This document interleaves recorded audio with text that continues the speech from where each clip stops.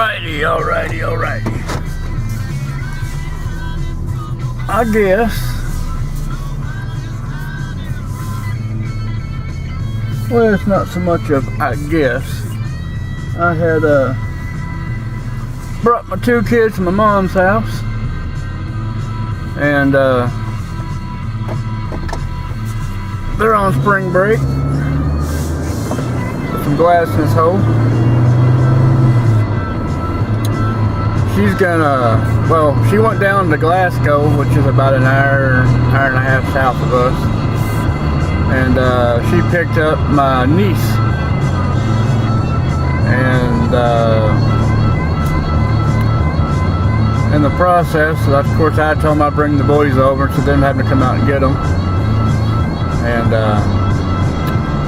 needless to say, they're gonna go out bowling, and gonna take them out to eat, probably go to the movies or something, and then tomorrow they're going by about 25-35 minutes north of here, Shepherdsville. They're going to kart country. They got video games and go-kart track and a few other little odd and end things like a putt-putt course. So, and plus, I think they serve pizza there. They have like birthday parties there, stuff like that. So they're gonna do stuff there, and which kind of nice for me because I ain't gonna lug them around. They get to have some fun. My mama gets to spoil them a little bit, and I get to go see about getting a few things for me without having fighting going on and bickering and nagging and complaining and yada yada yada. Of course, you know the whole routine. If you got kids, you already know. But yeah, I'm not sure if I'm gonna go back to the house first or if I'm gonna go to Rural King first. I might go back to the house so I can change my jacket.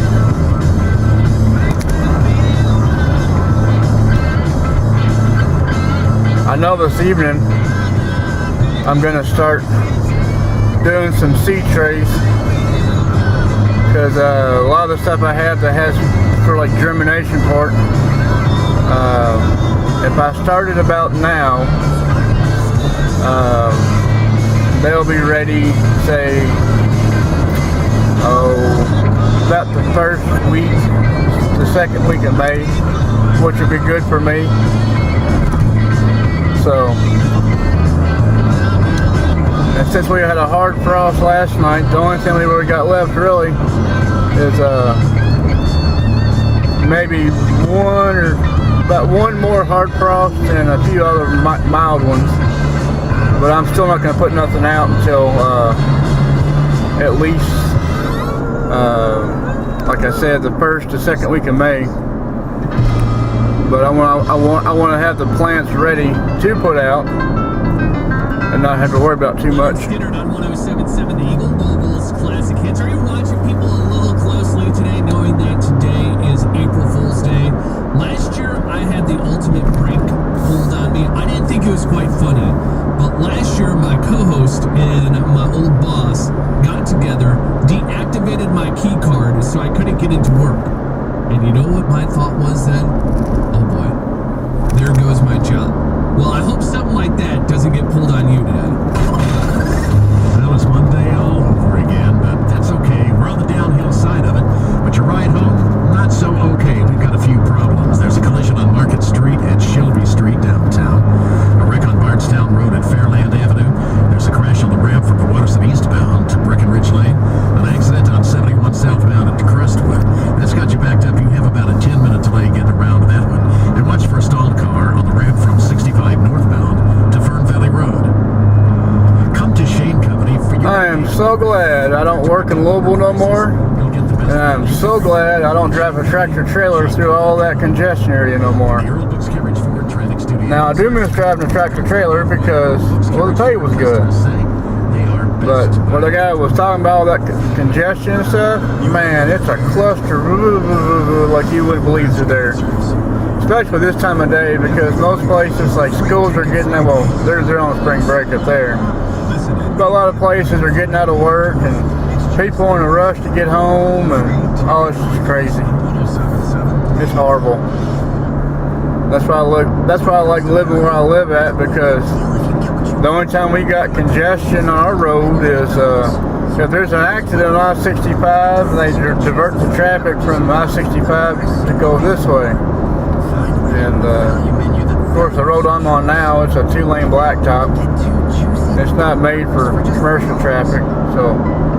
But my main road I live on, which is 434, yeah, it's there's all kinds of commercial traffic comes through that thing. Everything from rock hollers to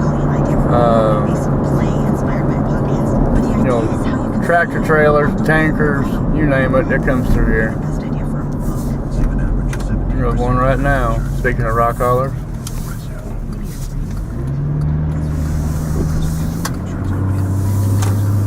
I'm gonna go back to the house first. Probably put on a lighter jacket. This thing here, this is more of your, well, it's a 3-season jacket, but I never take it apart. I just leave it as one. It's nice and comfy, don't get me wrong, it's nice and warm, but with all this fluff here and all this fluff here, and with a big ass jacket on and me being semi-fat on top of it, yeah, I feel like I'm in an oven. Kind of like Hansel being stuck in the oven, about what I feel like. But the joys of being furry and fat, so.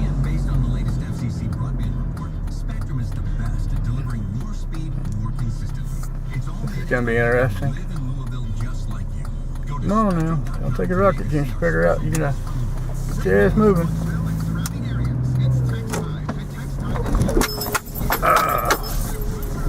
There's our coon doggy.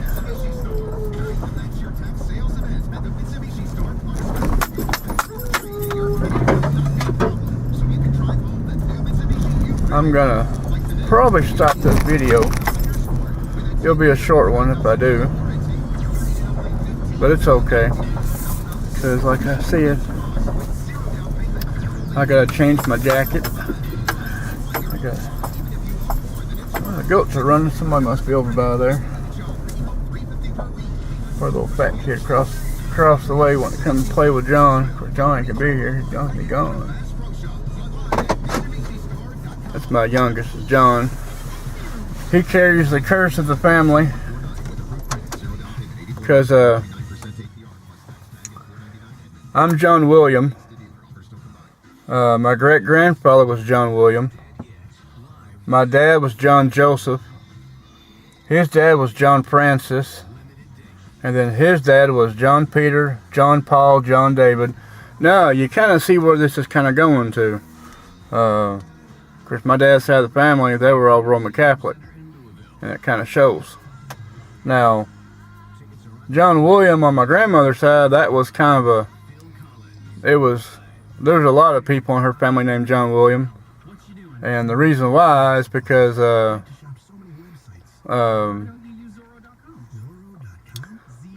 was kind of like a biblical kind of name, and then at the same time there was people named William and there's people named John. So they just kind of like, everybody else, he just kind of smashed two words into two names into one, not really words. But yeah, it's like my grandmother's side of the family has been here since probably 1740, 1750, maybe about 1750.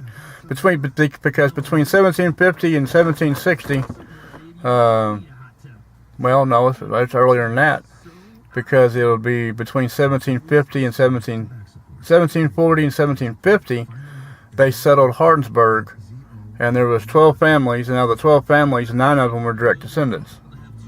So anybody that has, lives in Hardinsburg since, the past 100 years, you're like an automatic shoe-in.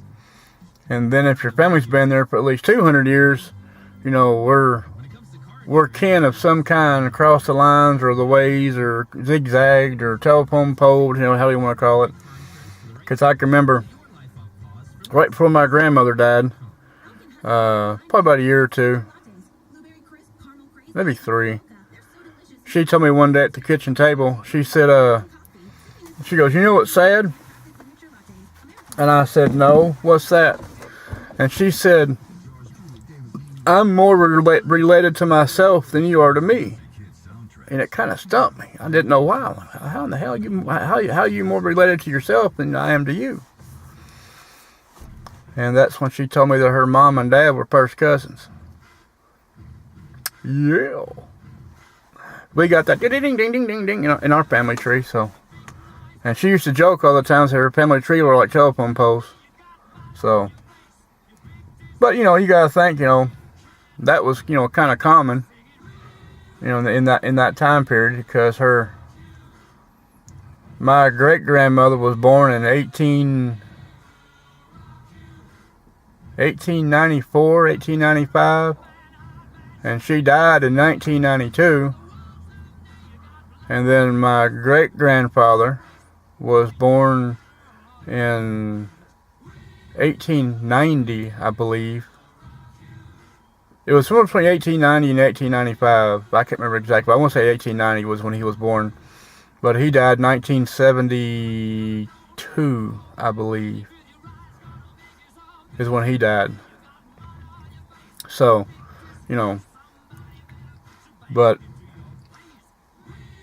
yeah, that's like some of the giggles I can. And there's people like, oh, my family's been here for 100-something years. Well, that's cool. My family's been here before it was even the United States.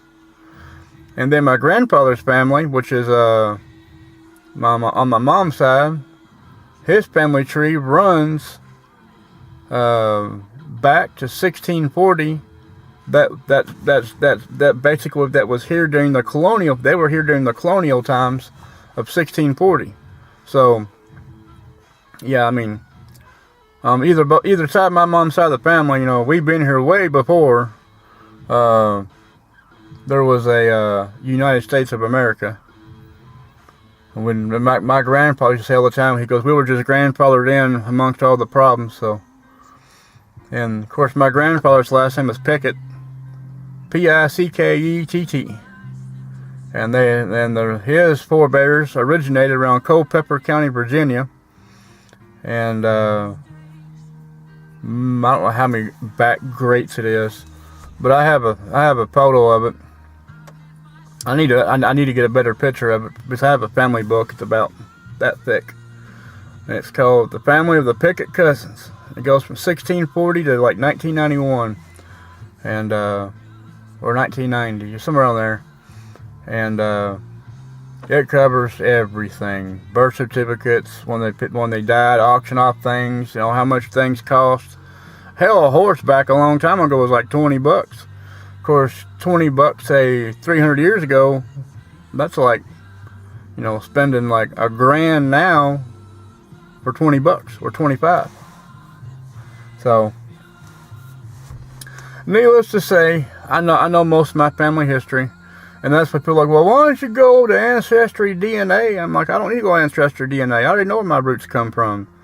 Everybody on my grandmother's side is German Irish, and everybody on my grandfather's side is German Irish. What more do I need to look up? Now, there's probably a few English people mixed amongst in there, and a few Scottish, stuff like that, and so forth. But I mean, I pretty much know my lineage. And then on my dad's side of the family, his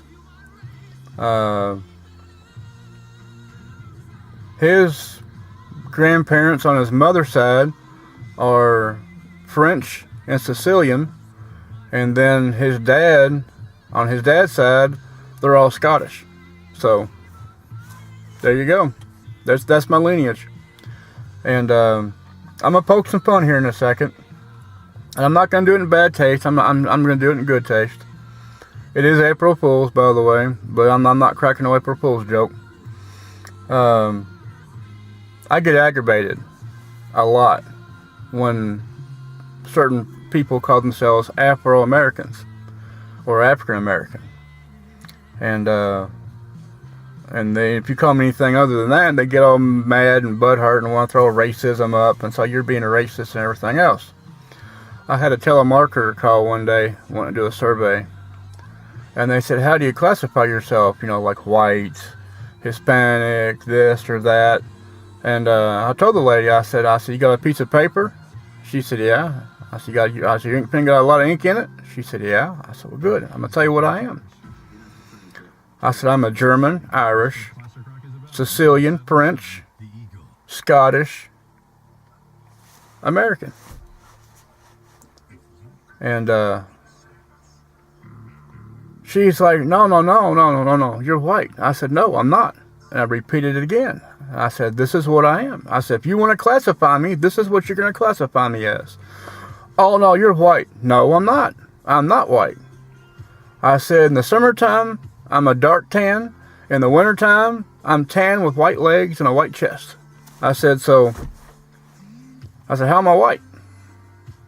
Well, you're white. I said, no, my pigment technically is kind of between a dark tan. I said, so how am I white?